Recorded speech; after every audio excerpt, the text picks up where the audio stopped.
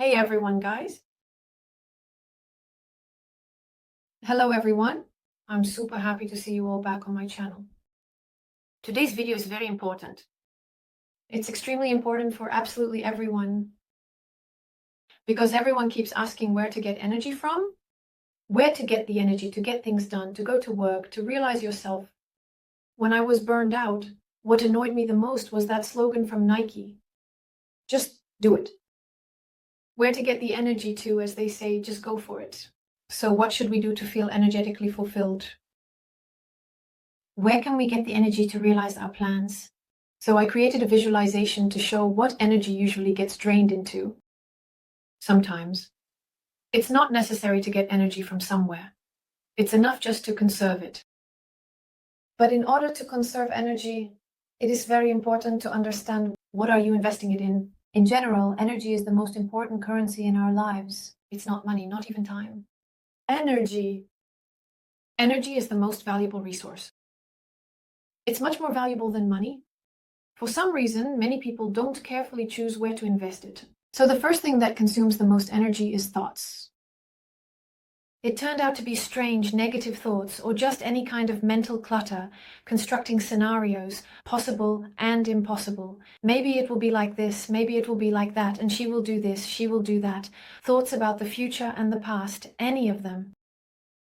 They are very energy consuming to the point that you can come home from work in the evening and just collapse without any strength. Not because you were physically working and not even because you were doing some math, but because you were trying to construct the future based on the past. Thoughts, physically, exhaust your body and your mind. And so, it's important to understand this. If you can manage your thoughts, you will stop leaking. Your energy, meaning this biggest portion of leakage, will be minimized or significantly reduced. This will already give you a huge boost of energy every day for your tasks. Once again, to make it clear, thought control removes mental clutter, and consequently, it frees up a huge amount of energy that you can use to achieve your goals. What do you need to manage your thoughts? You need to train your concentration. With the help of a certain exercise, you can really train your concentration and manage your thoughts. Of course, this doesn't happen right away. It doesn't even happen in a few weeks, most likely. It takes a couple of months, 3 months for this to happen. Train your attention and learn to choose thoughts that help you achieve your goals rather than creating useless scenarios that will never come true in life. Usually older generations suffer from this, by the way, in my experience. Parents who worry about their children create scenarios that will never happen. In fact, 99% of the things you fear will never happen. Think about it. Very positive thoughts, aren't they? Okay, let's move on. So the first one, a huge amount of energy goes into the thought mixer, into processing the unconscious stream of thoughts, into servicing thoughts. And the first thing you need to do is understand how to train your focus to manage these thoughts. So the second point, what do you spend your energy on? On actions that you don't like. That's why they drain your energy. In general, actions are wonderful. Someday, if you do what you love, you'll never get tired. So these are the things that give you energy. And there are things that take it away. And you can spend the whole day trying to do something and exhausting yourself. I've been through that. So this is usually very difficult. In the end, you do it, but you get incredibly tired. So you end up lying on the couch or on the floor. These are the things that drain your energy the most. And here it's a bit easier. You need to sit down here. It's a very trivial exercise. You've probably heard about it already, but it works 100%. Just believe me. You just need to sit down and set aside 10 minutes, which will be a huge investment. In general, in your life, sit down for 10 minutes, take a piece of paper and write down what actions you take throughout the day. From the very morning I wake up, I have breakfast, and I go to work. At work, I deal with Excel. At work, I have conversations. On the phone, I'm communicating with this person, blah, blah, blah. Everything, everything, everything. Write down what you do at work. Write it down. I don't know, maybe you'll end up with 20 points, 30 points.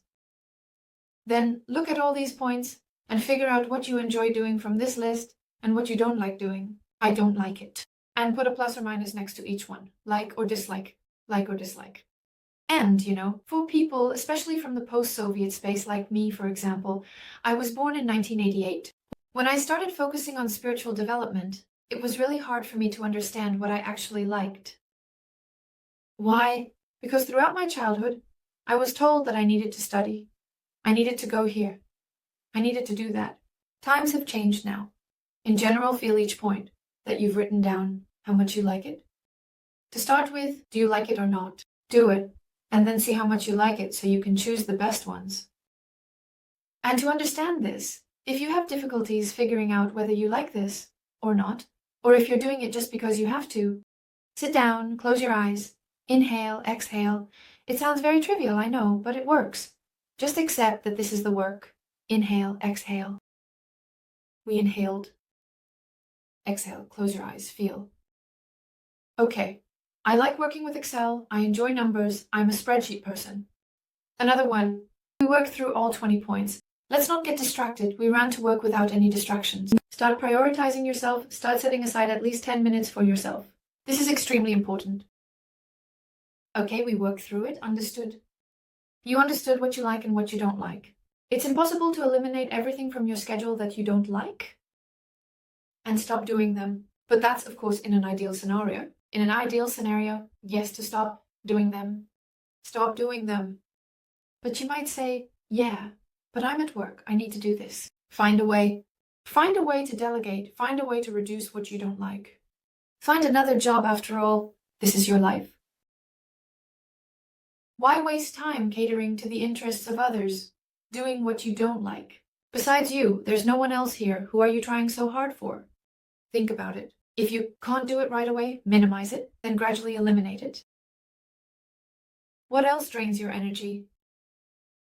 Besides these 2 points, there are also some external circumstances that are happening. The weather is bad. Something unpleasant has happened. Something that seemingly doesn't depend on you. Something uncomfortable that we have to endure now. We need to get through this experience. External factors that are happening to you are your projection.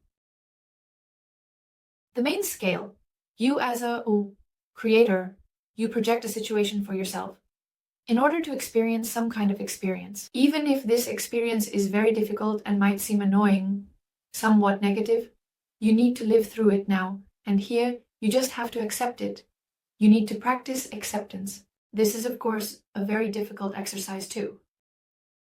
So if there are some external circumstances that seem negative to you, understand that you are creating specific scenarios for yourself. Why are you creating this? For what purpose? In order to learn from some experience. And here it is. The right question would be not, why is all this happening to me? But, what is this happening for? And what does it want to teach me? In other words, flip the question. Flip the question, and a significant part of the negativity will go away because you've simply changed your perception and started looking at it differently. So let's solve these 3 questions. There's also a very action-based, as I call it, package. These are just actions that will definitely give you energy. The first one is sports. Any sport in any unclear situation, just go for sports. Cardio works really well because you get really engaged with your body, you start sweating. So you start to have this maximum physical activity. Go for a run, hit the gym, do some intense workout. Turn off your brain. Talk to someone. It works in different interpretations. For me, for example, it always helps if I share something. I'll post it online, so in this way, I'm sharing with the world. You can talk to your girlfriend or boyfriend. You can share with someone, talk through the situation. It always gives a positive result. And thirdly, of course, it's everything related to self-care. When you focus your attention on your body, you bring energy back into it. Because where attention goes, energy flows. Focus on your body, do some breathing exercises, go to a spa. Try cryotherapy or oxygen therapy. Go to yoga, we have a wonderful one working there. Once again, everything. As for focusing on the body, on feeling, on sensation. It brings energy into body. That's it. That was my top. ways to regain energy. I hope you found something useful. I thank you for being here, for watching until the end. Thank you. See you next time.